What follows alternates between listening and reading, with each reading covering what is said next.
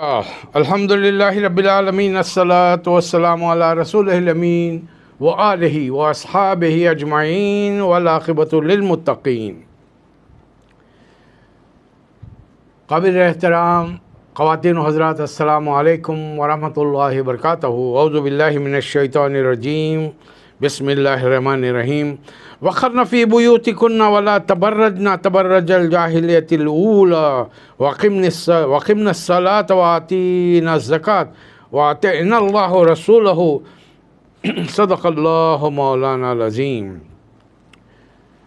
آج انشاءاللہ 22ویں پارے کا مختصر خلاصہ ہوگا، جس میں سورہ احزاب اور سورہ احزاب کے بعد مختصر سورہ سبا اور سبا کے بعد فاطر، کچھ حصہ یاسین کا آئے گا، لیکن انشاءاللہ ہم یاسین پر کل گفتگو کریں گے۔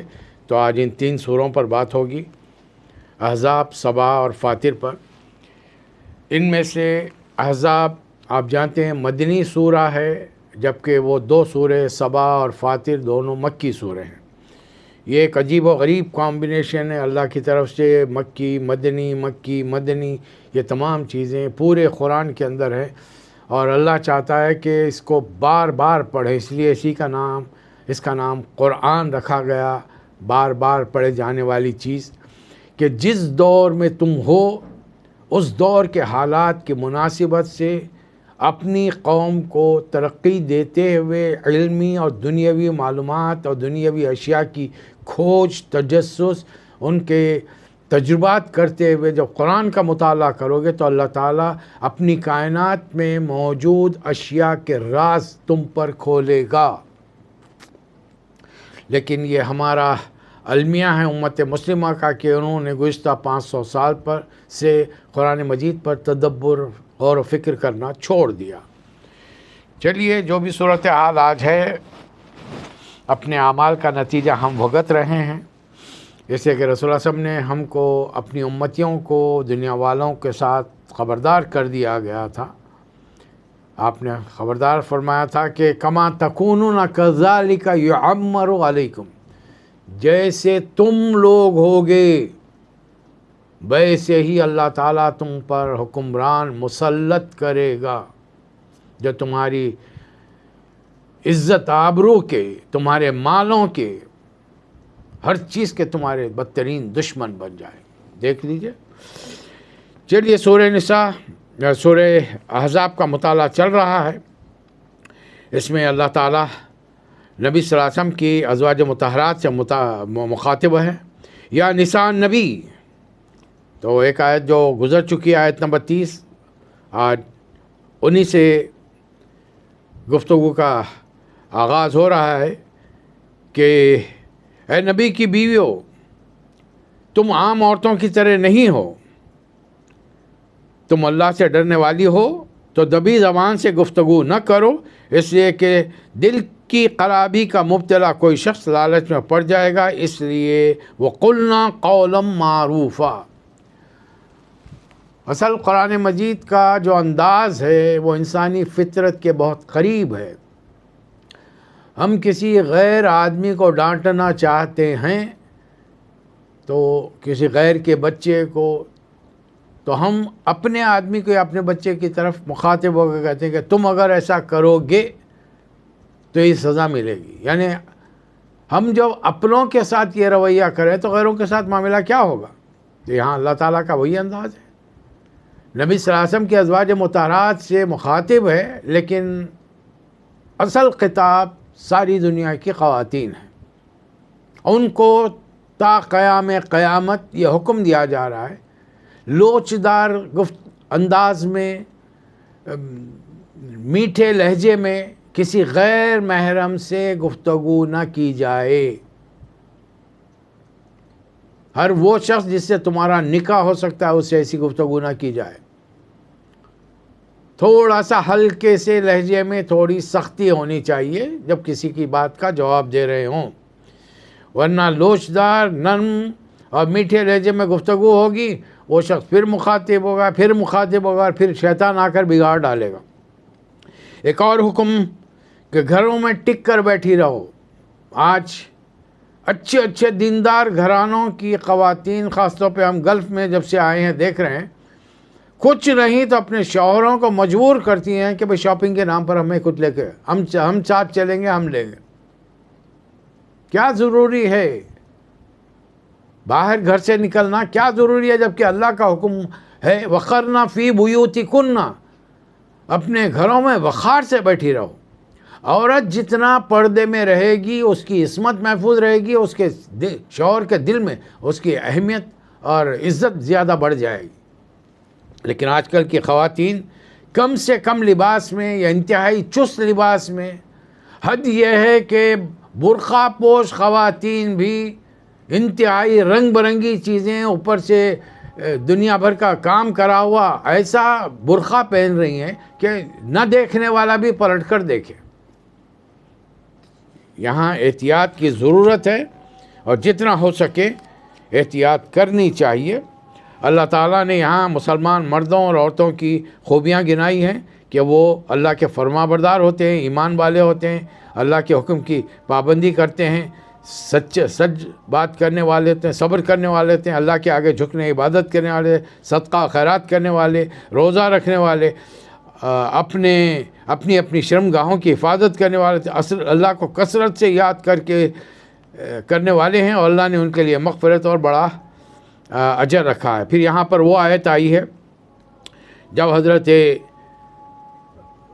زینب بنت جہش رضی اللہ تعالی عنہ وہ رشتے کو قبول نہیں کر رہی تھی، حضرت زید بن حارثہ کے رشتے کو، ایسے موقع پر اللہ نے فرمایا کسی مومن مرد اور کسی مومن عورت کو یہ حق نہیں کہ جب اللہ اور اس کا رسول کسی معاملے کا فیصلہ کر دے تو پھر اسے اپنے معاملے میں خود فیصلہ کرنے کا اختیار رہے۔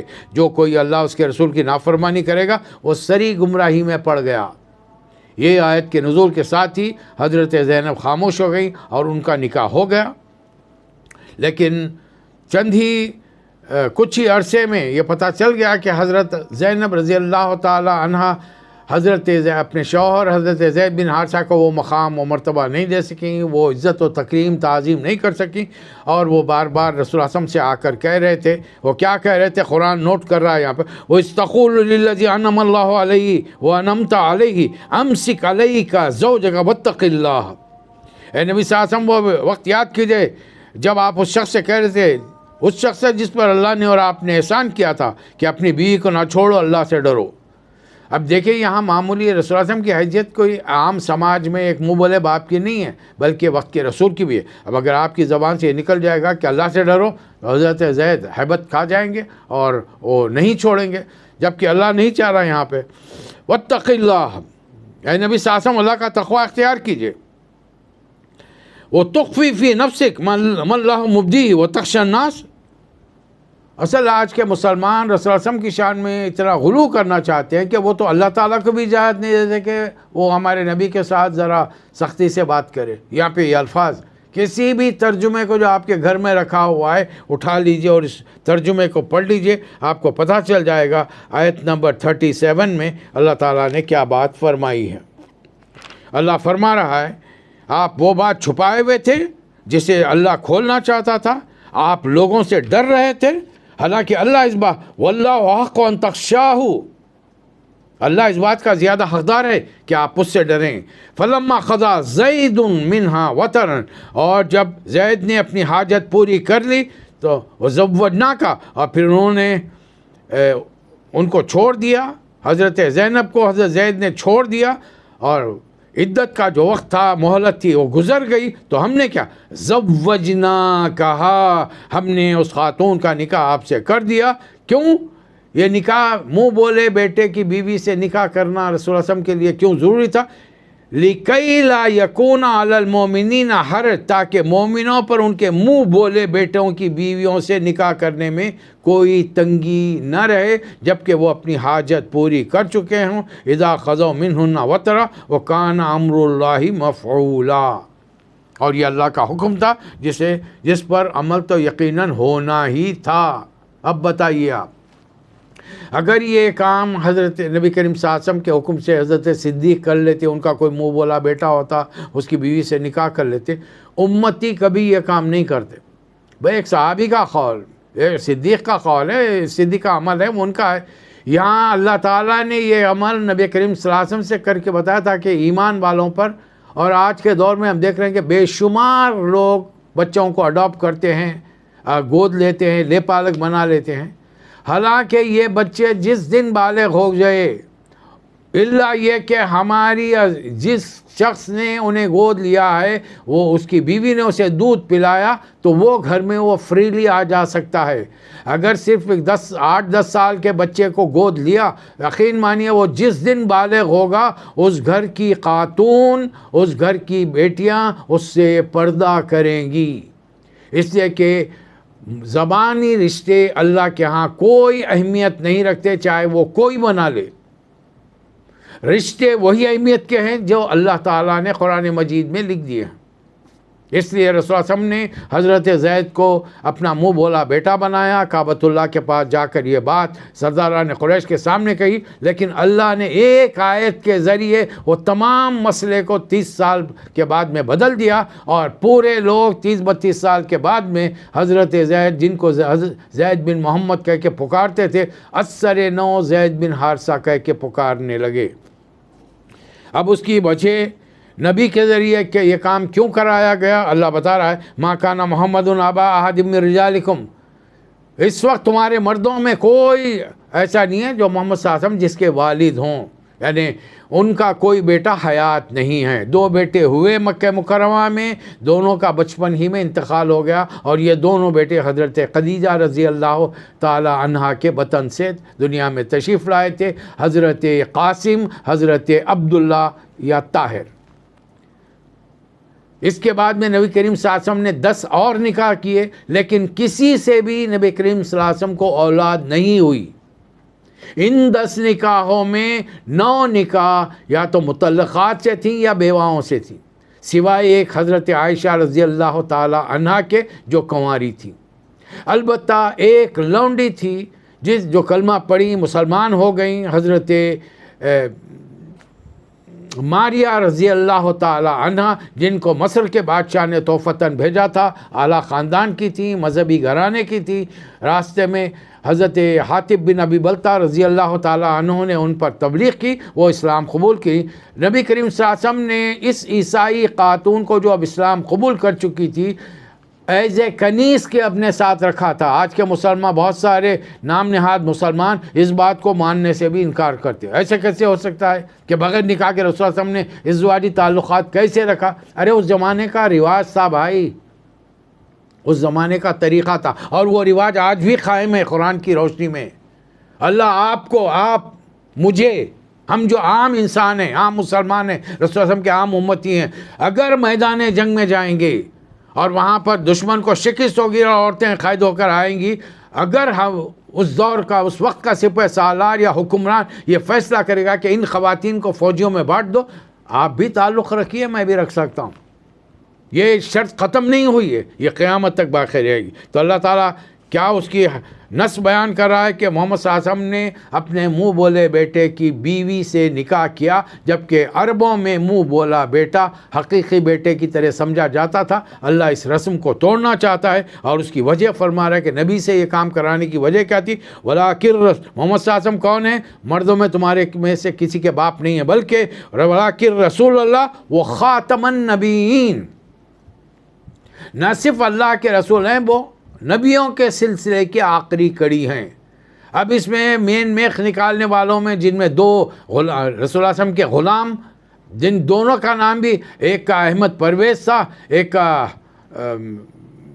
غلام احمد تھا، یہ دونوں نے، ایک نے نبوت کا اعلان کر دیا، دوسرے نے احادیث کا انکار کر دیا۔ پرویز احمد نے طلوع اسلام کے نام سے ایک ادارہ چلایا، ایک ایسوسیشن چلائی، اور اس میں حدیثوں پر تنقید کر کے مسلمانوں کو اس طریقے سے دین سے دور کرنا چاہا۔ البتہ دوسرا وہ جو جس کے باپ نے، ماں نے نام رکھا تھا کہ تو نبی کیسے بن سکتا ہے، ہم نے پیدائش کے بعد تجھے جو نام دیا ہے وہ غلام احمد ہے۔ یہ عربی، یہ فارسی کنسٹرکشن ہے۔ غلام احمد کے معنی ہوتے ہیں احمد کا غلام، اور اس کمبخت نے، اس بدبخت نے اعلان کر دیا کہ وہ نبی ہے، اور خاتم النبیین کے معنی اس نے یہ لے کے اپنے سے پہلے آئے ہوئے تمام نبیوں کو اور اپنے بعد آنے والے تمام نبیوں کو وہ اسٹیمپ لگائیں گے، اس لیے کہ عربی میں ختم کے ایک معنی اسٹیمپ لگانے کے، مہر لگانے کے ہوتے ہیں۔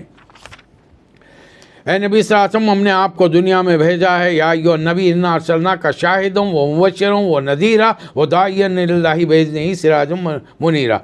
اے لوگوں جو ایمان لائے ہو، جب تم مومن عورتوں سے نکاح کرو اور ہاتھ لگانے سے پہلے، یعنی پہلی رات گزارنے سے پہلے یا تنہائی میں ان کے ساتھ چند منٹ رہنے سے پہلے اگر طلاق دے دے تو ان عورتوں پر عدت کی کوئی وقت لازم نہیں ہے جس کا پورے ہونے کا تم مطالبہ کرو، بلکہ اگر کسی بھی وجہ سے اگر تم طلاق دو تو انہیں کچھ مال دے کر بھلے طریقے سے رخصت کرو۔ اب رسول اللہ صلی اللہ علیہ وسلم پر ایک اعتراض یہ ہو گیا کہ پہلے سے آپ کی 4 عدد بیویاں ہیں، حالانکہ حضرت زینب کے نکاح سے پہلے نبی کریم صلی اللہ علیہ وسلم نے 6 نکاح کیے تھے۔ مکے میں صرف آپ نے حضرت خدیجہ کی حیات میں ایک ہی نکاح کیا، دوسرا نکاح نہیں کیا۔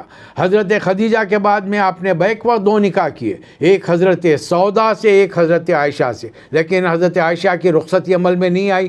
مدینہ آئے، جنگ بدر کے بعد حضرت عائشہ کی رخصتی آئی۔ پھر آپ نے حضرت عمر کی بیٹی سے نکاح کیا، حضرت حفصہ، یہ 4 بیویاں تھیں۔ پھر آپ نے ایک حضرت حفصہ سے پہلے آپ نے زینب بنت خزیمہ سے نکاح کیا تھا، یعنی حضرت حفصہ کے بعد آپ نے زینب بنت خزیمہ سے نکاح کیا، یہ 5واں نکاح تھا۔ حضرت خدیجہ کا انتقال ہو گیا، اب 4 بیویاں ہیں، حضرت سودا، عائشہ، حفصہ، زینب بنت خزیمہ۔ چند مہینے بعد حضرت زینب بنت خزیمہ کا انتقال ہو گیا، یعنی ابھی تک نکاح ہوئے ہیں 5، 2 بیویوں کا انتقال ہوا۔ آپ نے ایک اور نکاح کیا اپنے پھوپھیزاد بھائی کی بیوہ سے، ام سلمہ رضی اللہ تعالی عنہ۔ نکاح ہو گیا 6واں، اور بیویاں موجود رہ گئیں 4۔ 7واں نکاح حضرت زینب بنت جہش رضی اللہ تعالیٰ پھوپھیزاد بہن سے ہوا۔ لوگوں کا اعتراض تھا کہ قرآن میں سورہ نساء میں اللہ نے اجازت دی ہے مثنیٰ و ثلاثہ و رباع، 4 کی، پھر آپ نے 5واں نکاح کیسے کیا؟ نکاح تو نکاح کے نمبرنگ کے اعتبار سے 7واں تھا، بیویاں تو انتقال کر چکی تھیں، اب 5ویں بیوی کیوں لائے؟ اللہ اس کا جواب یہاں دے رہا ہے۔ یا ایھا النبی انا احللنا لک ازواجک اللاتی، ہم نے آپ کے لیے وہ بیویاں ہلاک کی ہیں جن کے آپ نے مہر ادا کیے، اور ان کے علاوہ وما ملکت یمینک، اور جو آپ کی ملکیت میں آئی ہیں، اس کے علاوہ کن کن سے آپ نکاح کر سکتے ہیں؟ چچا زاد، پھوپھی زاد، ماموں زاد، خالہ زاد بہنیں جنہوں نے آپ کے ساتھ ہجرت کی، اور وہ مومن جو اپنے آپ کو آپ کے لیے وقف کرے، ہبہ کرے، اور اگر نبی ان سے نکاح کرنا چاہے۔ یہ جو چھٹا آپ نے 4 بیویوں کی موجودگی میں 5واں نکاح کیا ہے، خالصۃ لک من دون المؤمنین، یہ اسپیشل پرمیشن ہے آپ کے لیے تمام مسلمانوں سے ہٹ کر، نبی کے لیے خصوصی اجازت ہے۔ اس کا مطلب ہے کہ اس کے بعد میں راستہ کھولا، اور آخری ایام تک نبی کریم صلی اللہ علیہ وسلم کی، یعنی دنیا سے رخصت جب رسول اللہ صلی اللہ علیہ وسلم ہوئے، اس وقت آپ کی 9 ازواج مطہرات مسجد نبی کے صحن میں چھوٹے چھوٹے حجروں میں رہتی تھیں۔ ان کے پاس فلیٹ نہیں تھے، ان کے لیے ولا نہیں بنائے گئے تھے، چھوٹے چھوٹے کمرے جن کے لیے اللہ تعالیٰ نے سورہ اتارا، اور سورہ کا نام رکھا سورۃ الحجرات، حجرے، چھوٹے چھوٹے کمرے، یہ صرف آپ کے لیے ہے۔ پھر جب رسول اللہ صلی اللہ علیہ وسلم کا آخری نکاح ہو گیا حضرت 7ویں ہجری میں، جب آپ عمرہ خزا کے لیے تشریف لے گئے تھے، حضرت عباس رضی اللہ تعالی عنہ نے، آپ کے چچا نے آپ سے درخواست کی، اور نبی صلی اللہ علیہ وسلم نے ان کی سالی حضرت میمونہ رضی اللہ تعالی عنہ سے نکاح کر لیا۔ یہ 7واں نکاح جیسے ہی ہوا، اللہ تعالیٰ نے منع کر دیا، لا یحل لک النساء من بعد، اس 7ویں نکاح کے بعد، یعنی ابھی تک کتنے بیویاں ہو گئیں؟ 11 بیویاں۔ یہ 9واں نکاح تھا آپ کا۔ 9 نکاح کے بعد اب آپ مزید نکاح نہیں کر سکتے، لیکن الا ما ملکت یمینک، اس کے علاوہ آپ کو لونڈیوں کی اجازت ہے۔ آپ کو جان کر تعجب ہوگا، آپ میں جو پڑھنے والے ہیں، سمجھدار ہیں، انہوں نے پڑھا ہوگا، جنہوں نے سیرت النبی ابن کثیر رحمۃ اللہ علیہ کی پڑھی ہے، انہوں نے رسول اللہ صلی اللہ علیہ وسلم کی 18 کنیزوں کے نام گنائے ہیں. میں تو صرف ایک نام لے رہا ہوں، حضرت ماریہ رضی اللہ تعالی، ماریہ قبطیہ رضی اللہ تعالی عنہا. ابن کثیر رحمۃ اللہ علیہ نے 18 کنیزوں کے نام لکھا ہے. شرمائیے مت، جو کوئی اعتراض کرے گا اس کے اعتراض کا ہمارے پاس جواب ہے. خاص طور پر سب کانٹیننٹ میں اعتراض کرے گا تو کہیے کہ بھائی تمہارے ایک بھگوان ایسے ہیں جن کی 18,000 بیویاں ہیں، جبکہ سال میں 360 دن ہوتے ہیں. ایک بیوی کے ساتھ رات گزاری تو اس کا نمبر کتنے سال کے بعد میں آئے گا؟ جب تم کو اپنے بھگوان پر اعتراض نہیں ہے تو ہمارے رسول پر کیوں اعتراض کر رہے ہو بھائی؟ اور ان تمام نکاحوں کے کچھ دنیاوی اسباب تھے اور اس نے اسلام کو بے تحاشا فائدہ پہنچایا. اللہ ایک حکم دے رہا ہے، اے لوگوں جو ایمان لائے ہو، لا تدخلوا بیوت النبی الا ان یؤذن، نبی کے گھر میں بلا اجازت مت جایا کرو. حضرت زینب سے نکاح ہوا، نبی کریم صلی اللہ علیہ وسلم اٹھے، حضرت زینب کے حجرے میں ان کے گھر چلے گئے سیدھا. وہاں رسول اللہ صلی اللہ علیہ وسلم نے حضرت بلال کو حکم دیا کہ کچھ لوگوں کو کھانے پر بلاؤ. حضرت زینب کھانا پکا رہی تھی، پھر نکال کر دینے لگی. 10 آدمیوں کی ٹولی آئی، کھائی، بیٹھ وہاں سے چلی گئی. لیکن آخر میں جو کھانے والے تھے وہ کھا کر وہیں باتیں کرتے بیٹھ گئے. نبی صلی اللہ علیہ وسلم آئے، دیکھا کچھ لوگ بیٹھے باتیں کریں، واپس چلے گئے. دوسری بیوی کے حجرے میں گئے، پھر واپس آئے. کئی بار نبی صلی اللہ علیہ وسلم صرف مروتاً انہیں کچھ نہیں کہے، اللہ تعالیٰ نے انہیں ٹوک دیا اور فرمایا النبی فیستحی منکم، اور نبی تمہارے اتنا لمبے چوڑے عرصے تک بیٹھ کر بات چیت کرنے سے نبی تمہاری وجہ سے، شرم کی وجہ سے کچھ نہیں کہتے. لیکن اللہ تعالیٰ بات کہنے سے نہیں شرماتا. اور اے مسلمانوں، اگر آئندہ سے تمہیں نبی کی بیویوں سے بھی کچھ مانگنا ہو تو پڑھ وَإِذَا سَأَلْتُمُوهُنَّ مَتَاعًا فَاسْأَلُوهُنَّ مِن وَرَاءِ حِجَابٍ. نبی کی بیویاں جو جن کے اس سورے کے شروع میں اللہ نے کیا فرمایا؟ ازواجہ امہاتہم، نبی کی بیویاں ساری امت کے لیے مائیں ہیں اور نبی کے بعد وہ کسی سے نکاح نہیں کر سکتی، چاہے وہ جوان ہو یا بوڑھی ہو، 1.5 عمر ہو، کوئی بھی ہو. وہ امت کے لیے ماں کا درجہ رکھتی ہے. لیکن ماؤں کو بھی کے بارے میں اللہ حکم دے رہا کہ ان ماؤں سے بھی مانگنا ہو نبی کی بیویوں سے تو پردے کے پیچھے سے مانگو، یہ تمہارے لیے اور ان کے لیے، دونوں کے لیے بہت اچھا ہے. تم نبی کو تم نے سمجھا کیا ہے؟ تمہارے نبی کا مقام و مرتبہ معلوم ہے؟ آج تک یہ مقام کسی دوسرے نبی کو ہم نے نہیں دیا. اب سن لو اپنے نبی کی شان، ان اللہ و ملائکتہ یصلون علی النبی یا ایھا الذین آمنوا صلوا علیہ وسلموا تسلیما. درود پڑھیے، اللہم صلی علی محمد وعلی آل محمد کما صلیت علی ابراہیم وعلی آل ابراہیم انک حمید مجید. اللہم بارک علی محمد وعلی آل محمد کما بارکت علی ابراہیم وعلی آل ابراہیم انک حمید مجید. اب نبی کی بیوی کو اجازت دی جائے، حکم دیا جا رہا ہے کہ بس اب تک گھومنا پھرنا جو باہر ہو چکا بغیر حجاب، بغیر نقاب کے، اب آئندہ سے ایسا نہیں ہوگا. اے نبی، یا ایھا النبی، اے نبی صلی اللہ علیہ وسلم کہہ دیجئے، قل کہہ دیجئے لِأَزْوَاجِكَ، اپنی بیویوں سے. پھر میں ان مسلمانوں کو، نام نہاد مسلمانوں کو یہ توجہ دلاؤں گا، تم اللہ کو گرامر سکھانے کی کوشش مت کرو. تم اعلان کرتے ہو کہ رسول اللہ علیہ وسلم کی ایک ہی بیوی تھی، ایک ہی بیٹی تھی، تو اللہ نے یہاں ازواج کیوں لکھا ہے؟ اللہ تعالیٰ کو گرامر نہیں آتی؟ تم کو آج گرامر تم سیکھ رہے ہو. اور ایک ہی بیٹی تھی حضرت فاطمہ اور بیوی تھی حضرت خدیجہ رضی اللہ تعالیٰ عنہ. نہیں، ہم کہتے ہیں کہ نہیں. ان نبی صلی اللہ علیہ وسلم کی 11 ازواج مطہرات تھیں اور 4 بیٹیاں تھیں، جن میں سے 2 بیٹیاں آپ نے حضرت عثمان رضی اللہ تعالیٰ عنہ کو دیا، جس کی وجہ سے ان کا لقب ذو النورین مشہور ہوا. بڑی بیٹی کے شوہر حضرت ابو العاص تھے. سب سے چھوٹی بیٹی خاتون جنت حضرت علی رضی اللہ تعالیٰ عنہ کی زوجہ بنی. تو اللہ کیا فرمایا؟ وہ بناتی، پھر وہی بات جمع کی آگے. تم کہتے ہو بنت، ایک ہی بیٹی تھی. یہاں قرآن کہہ رہا ہے کہ بیٹیاں تھیں وہاں پر. وہ نساء المومنین. اللہ نے ان پردے کی، نقاب کی پابندی سے کسی کو مستثنا نہیں کیا، نبی کی بیویاں ہوں، نبی کی بیٹیاں ہوں یا مسلمانوں کی عورتیں. اور آج مسلمان عورتوں کی ایک بڑی تعداد اس کو بڑا معیوب سمجھتی ہے.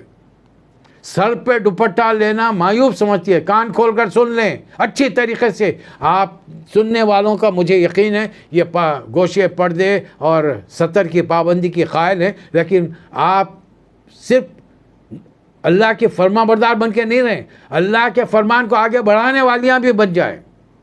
اپنے خاندان کی ان مسلمان عورتوں کو بتائیں کہ سر کے بال، سینے کا دوپٹہ، یہ سارے ستر کے اندر آتے ہیں. اور ایک مسلمان عورت کبھی چست ایسا تنگ لباس نہیں پہنے گی جس سے جسم کے خد و خال نظر آئیں گے، اور ایسا باریک لباس نہیں پہنے گی جسے سی تھرو اس کی اسکن نظر آئے، اس کی جلد نظر آئے. تو پھر وہ عورت جہاں جائے گی وہ فحاشہ کہلائے گی. اس سے کہ رسول اللہ صلی اللہ علیہ وسلم نے فرمایا کتنی ہی عورتیں ایسی ہیں جو کپڑے پہن کر بھی ننگی رہتی ہیں.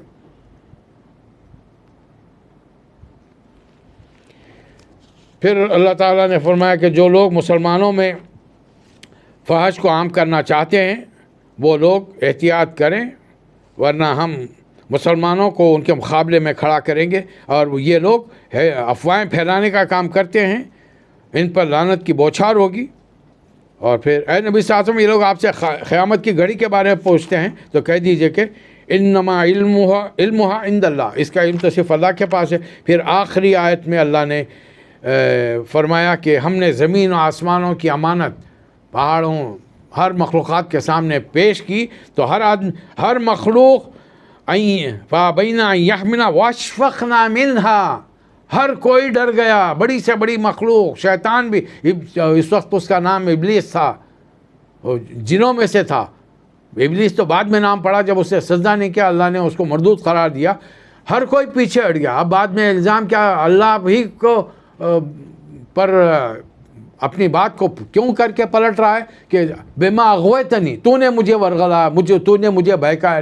یعنی میرے دل میں تھا کہ تو مجھے خود سے زمین کا نمائندہ بنائے گا، لیکن اللہ نے آفر اوورال سب کے سامنے رکھا. وہ حملہ الانسان، آدم علیہ السلام بڑے آگے، انہوں نے ذمہ داری قبول کی. لیکن جب ذمہ داری قبول کی اس وقت ان کا حال یہ تھا انہ کان ظلوما جہولا، اس وقت علم ان کے پاس نہیں تھا اور وہ اندھیرے اور تاریکی میں تھے. یہاں سے سورہ سبا شروع ہوتا ہے. اللہ تعالیٰ نے اپنی حمد و ثنا بیان کی. مکی صورتوں کا خاصہ ہے. سورہ احزاب مدنی سورہ 4 ہجری میں نازل ہوا، اور اللہ فرما رہا ہے کہ میں زمین و آسمان کی ہر چیز کا مالک ہوں.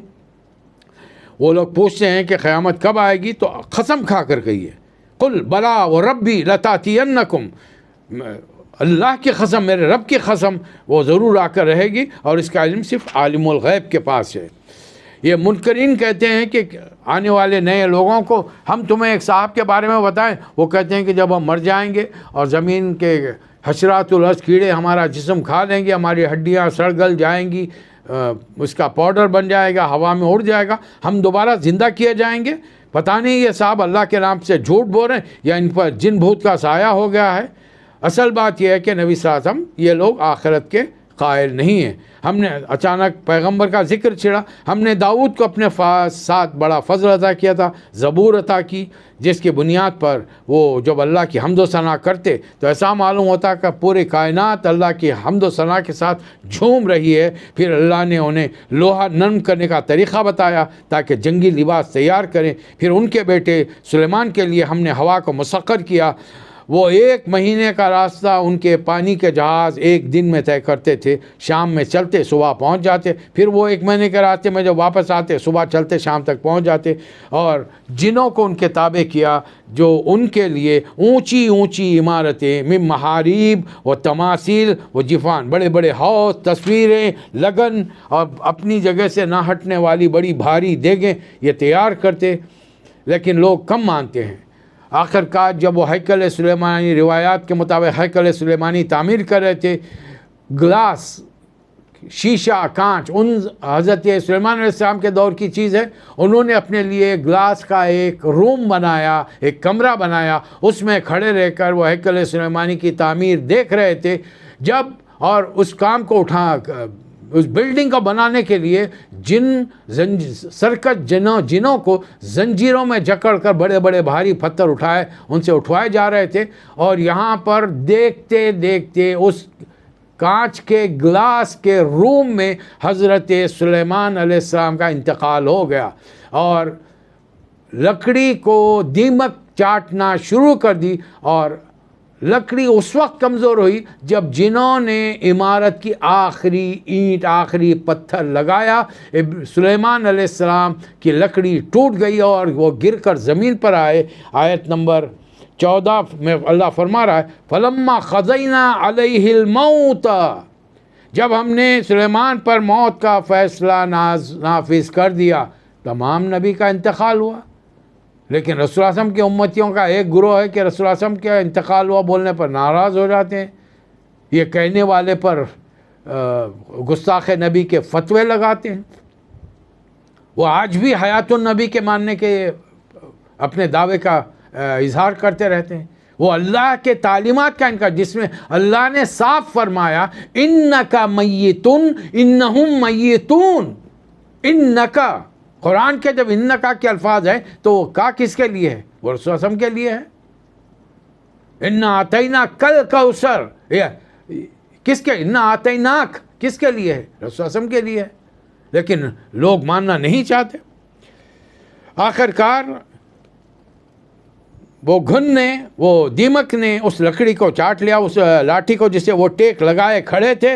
فَلَمَّا خَرَّ، جب وہ لکڑی ٹوٹ گئی، سلیمان علیہ السلام کا جسم زمین پر آ گرا۔ تَبَيَّنَتِ الْجِنُّ، اور جنوں کو تب معلوم ہوا، تم لوگ کہتے ہو کہ جن غیب کا علم جانتے ہیں، اللہ كانوا يعلمون الغائب ما لبثوا في العذاب المہین، اگر ان کو غیب کا علم ہوتا تو اتنا لمحے چند میٹر کے فاصلے پر نگرانی کے لیے کھڑے ہیں، موت طاری ہو گئی، جنوں کو پتہ ہی نہیں چلا، اور تم کہتے ہو کہ وہ علم غیب رکھتے ہیں۔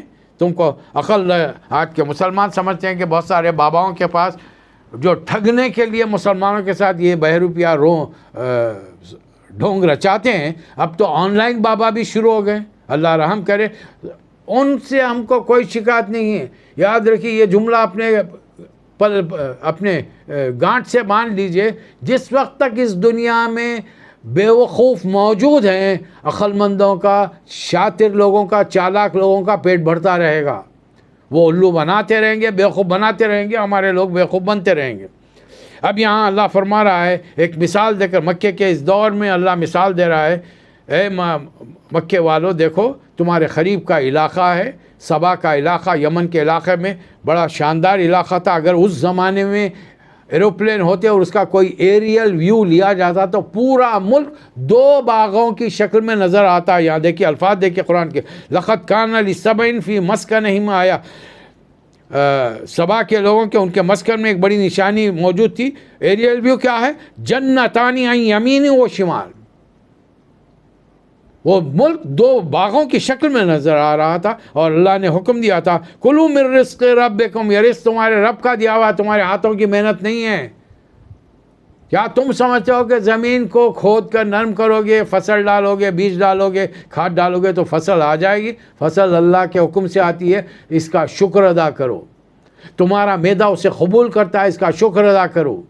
تمہارے حلق کے نیچے اترتا ہے، اس کا شکر ادا کرو، ورنہ اگر چاہے تو یہ تمام کام نہیں، معدہ ہی قبول نہیں کرے، کیسے کھاؤ گے رزق؟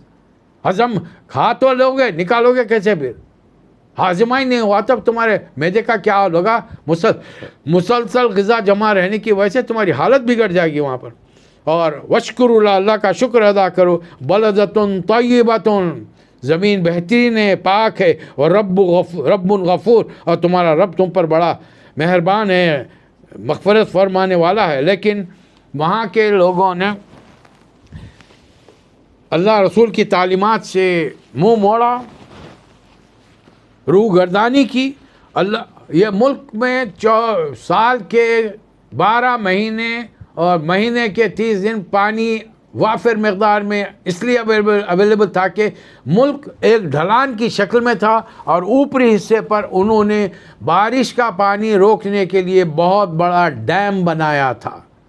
تو وہاں سے انہوں نے نہریں نکالی تھی جو پورے ملک میں پانی پہنچاتی، یعنی irrigation system at the top most level at the time. آج تو ہم ٹیکنالوجی کی مدد سے یہ سب کام کر رہے ہیں، اس زمانے میں کیا کس قسم کی ٹیکنالوجی ہوگی؟ انہوں نے اتنا بڑا ڈیم بنایا اور پورے ملک میں نہروں کا جال بچھا دیا، جس کی وجہ سے روایات میں آتا ہے کہ وہاں کے لوگ سندل کی لکڑی کھانا پکانے کے لیے جلانے کے لیے استعمال کرتے تھے، سونے چاندی کے برتنوں میں کھاتے پیتے تھے.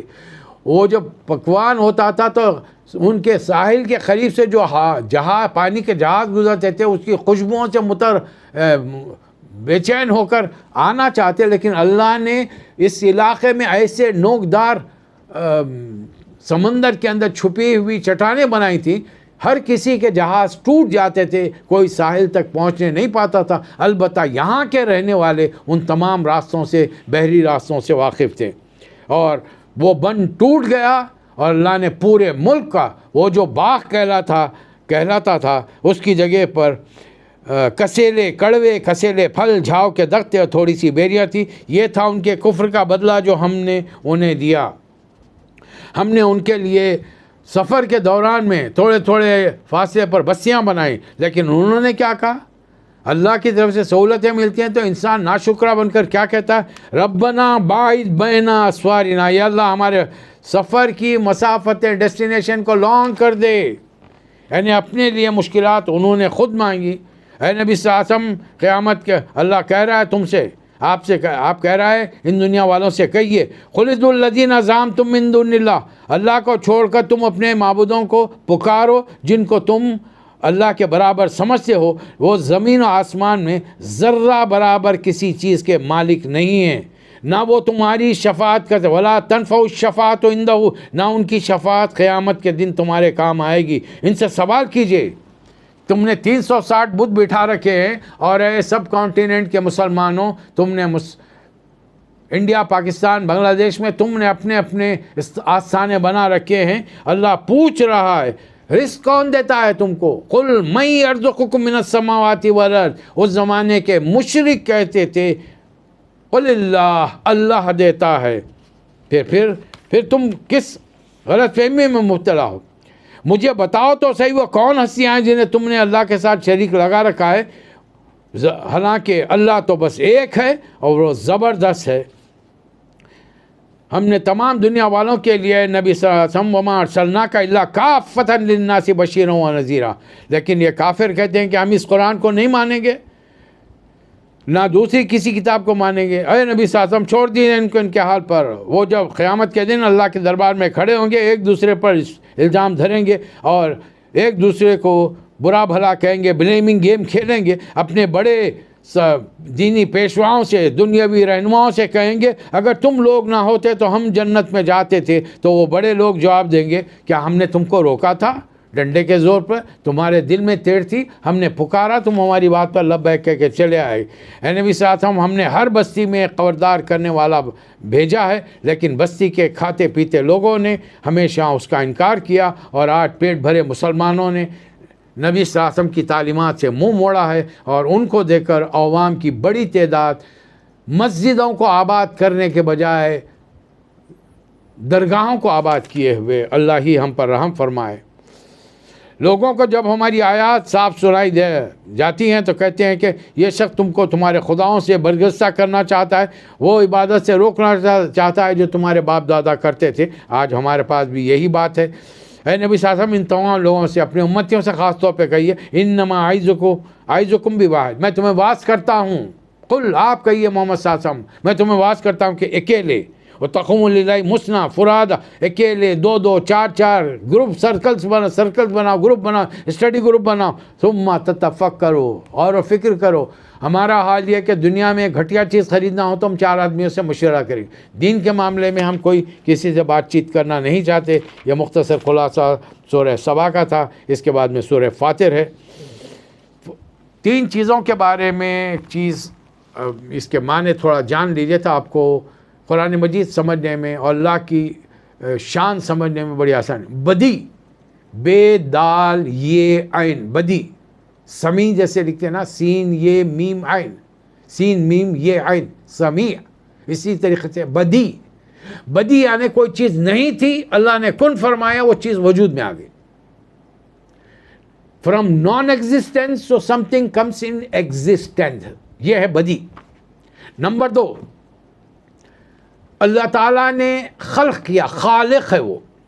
اس کو شکل رنگ روپ جسامت جو کچھ تھی وہ دے دیا. پھر اس کے بعد نے فاطر، یہ سورہ فاطر پروگرام کیا، ہر مخلوق کی اپنی ایک پروگرامنگ کر دی، تھوڑی سی اجازت کی، ارادے کی آزادی دی صرف انس اور جن کو. ہمارے سامنے دو ایشو ہوتے ہیں. اب اللہ دیکھنا چاہتا ہے کہ اپنی اس صلاحیت کی بنیاد پر جو اللہ نے ہمارے اندر رکھی ہے. کیا رکھا ہے ہمارے اندر؟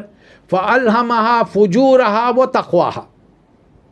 کون سی چیز غلط ہے، کون سی چیز صحیح ہے، اس کی پہچان ہمارے اندر اللہ نے یعنی پروگرام کر کے رکھ دی ہے. اب اللہ دیکھنا چاہتا ہے کہ اس صلاحیت کا تم انکار کرتے ہو، اس صلاحیت کا صحیح استعمال کرتے ہو یا نہیں کرتے ہو. بس یہاں پر اس سورے میں تو اللہ فرمایا الحمدللہ فاطر السماوات والارض، جس نے کائنات کی ہر چیز کو فطرت عطا. دیکھیے جس سیارے کو جس ڈسٹینس پر رکھا ہے وہ وہیں پر ہے کروڑوں سال سے. جس سولار سسٹم کو جہاں رکھا ہے وہ وہیں ہے، بازو کے سولار سسٹم میں نہیں آتا. جس گیلیکسی کو وہاں رکھا ہے وہ وہیں ہے، دوسری گیلیکسی میں نہیں گھستی ہے. اور ایسے ملین بلین ٹریلین سے سیارے کائنات میں گھوم رہے ہیں. ہمیں پتہ ہی نہیں مسلمانوں کو زیادہ آج کے رمضان میں کیا پتہ ہے کہ مرچی بھجیے کہاں چلے جا رہے ہیں، حیدرآباد میں حلیم کہاں بن رہی ہے، کھانے پینے کا انتظام کیا ہے. اور ہمارے بعض تاجر مسلمان بھائیوں کا ایک عربوں میں ہم نے ایک چیز دیکھی ہے، باوجود اپنے ہم تمام کمزوریوں خامیوں کے، وہ رمضان کے مہینے میں عام مسلمانوں کے لیے رحیم و کریم بن جاتے ہیں، ان کو افطار کراتے ہیں، ان کے کھانے کا بندوبست کرتے ہیں. جبکہ ہمارے ملکوں میں چیزوں کو انتہا سے زیادہ مہنگا کر دیا جاتا ہے. اللہ سے ڈرو اے تاجرو، اللہ سے ڈرو.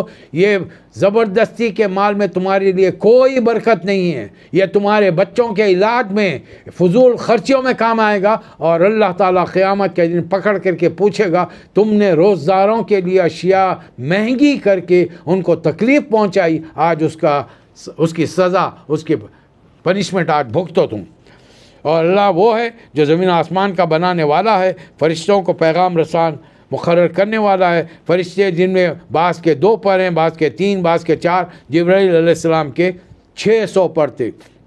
یا ایھا الناس، اے دنیا کے لوگوں، اللہ کے احسانات کو یاد کرو. کیا اللہ کے علاوہ تمہارا خالق کوئی اور ہے؟ تم کو تخلیق کرنے والا، تمہاری رنگ روپ، تمہاری خلقت، تمہاری جسامت، خد خامت بنانے والا کوئی اور ہے؟ اور کیا اللہ کے علاوہ بھی تمہیں کوئی رزق دیتا ہے؟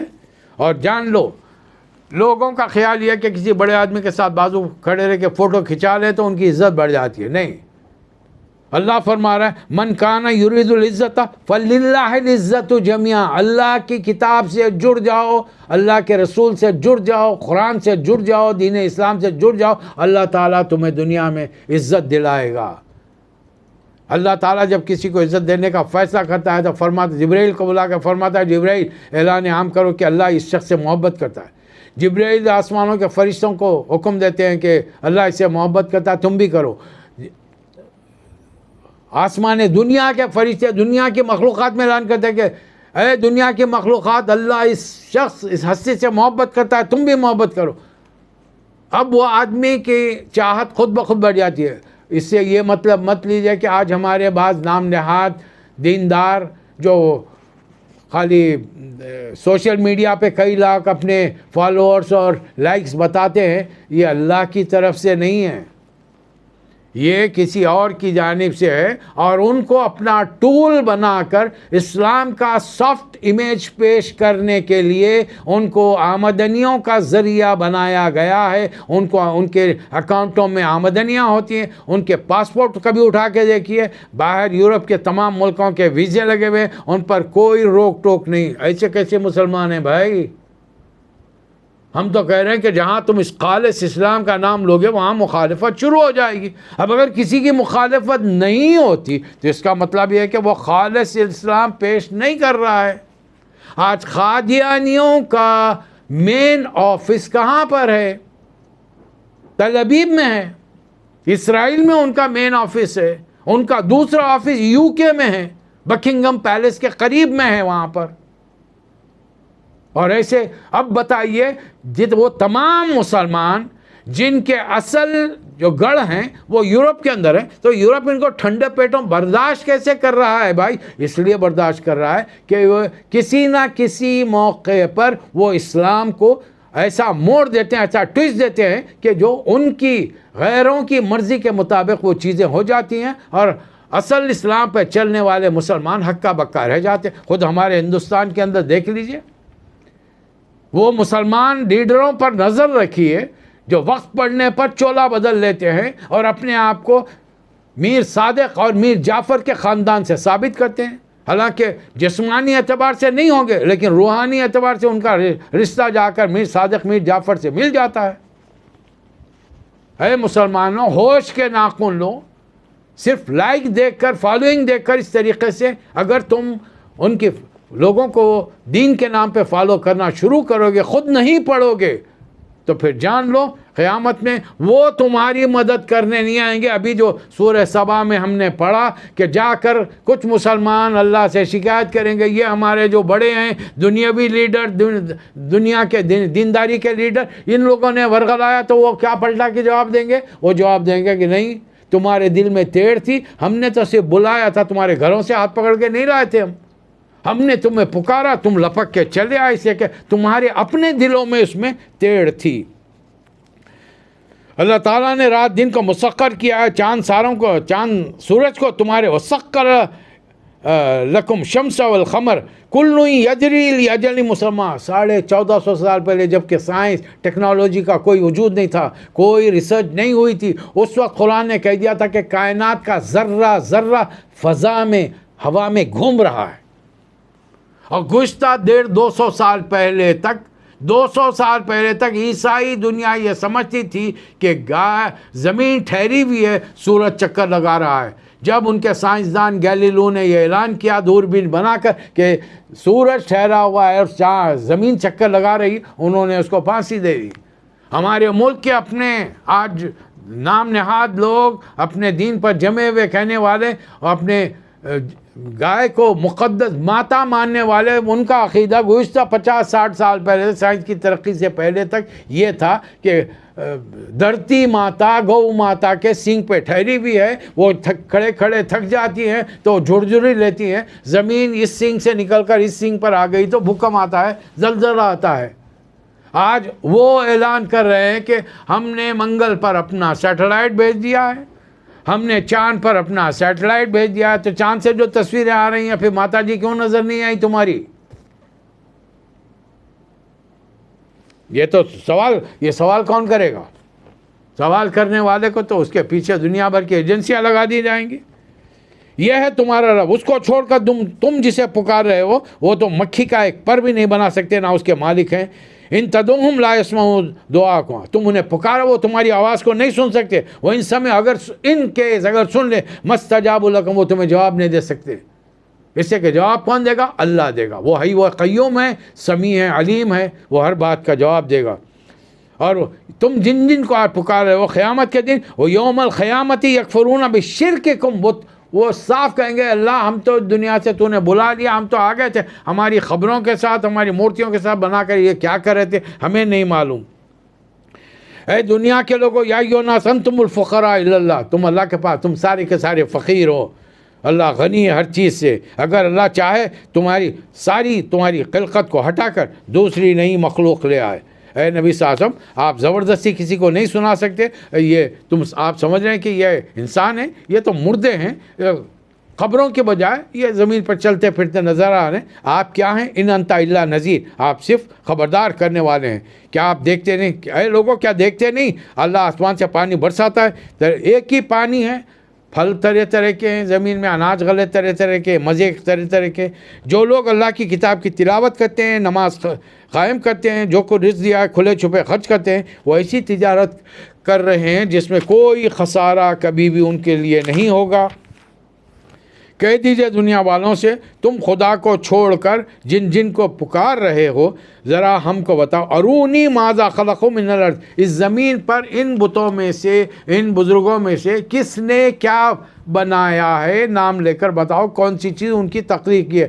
جبکہ ہم تحقیق کریں تو پتہ چلتا ہے کہ ان کو خود پیدا کرنے والے ان کے ماں باپ تھے، تو پھر اس کا مطلب ہے کہ وہ بزرگ وہ جو بھی صاحب ہیں ان کے ماں باپ بزرگ، اب اس اعتبار سے تو پھر ابراہیم علیہ السلام کے باپ کو آپ کیا کہیں گے؟ نبی کا باپ نبی ہونا چاہیے نا، شیر کا بچہ شیر ہی ہوتا ہے۔ ان کے باپ ان کو، حالانکہ ابراہیم علیہ السلام جب پیدا ہوئے تو کئی صدیوں سے اس ملک میں صرف اور صرف شرک تھا۔ خود نبی صلی اللہ علیہ وسلم جب پیدا ہوئے تو سارا عرب کا ماحول سوائے محدود چند افراد کے شرک میں ڈوبا ہوا تھا۔ کہا اللہ کے گھر میں جو ہزاروں سال پہلے ابراہیم علیہ السلام نے تعمیر کیا، لوگوں نے لا کر 360 بت بٹھا رکھے تھے وہاں پر۔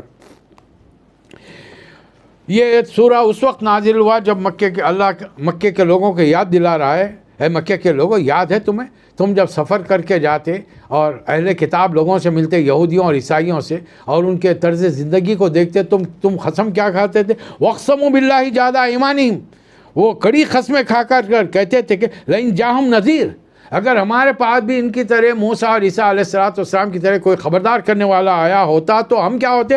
لَيَكُونُنَّ أَحْدَ مِنْ أَحْدِ الْأُمَمِ، ہم دنیا کی سب دیگر قوم سے بڑھ کر بہترین انسان ہوتے۔ اللہ فرما رہا ہے فَلَمَّا جَاءَهُمْ نَذِيرٌ، اور آخرکار وہ خبردار کرنے والا ان کے پاس آ گیا، مگر مَا زَادَهُمْ إِلَّا نُفُورًا، لیکن ان میں ان کی نفرت کے سوا ان کے پاس کچھ بھی نہیں بڑھا، اور وہ تکبر میں اور بڑھ گئے، نبی کے خلاف بری چالیں چلنے لگے۔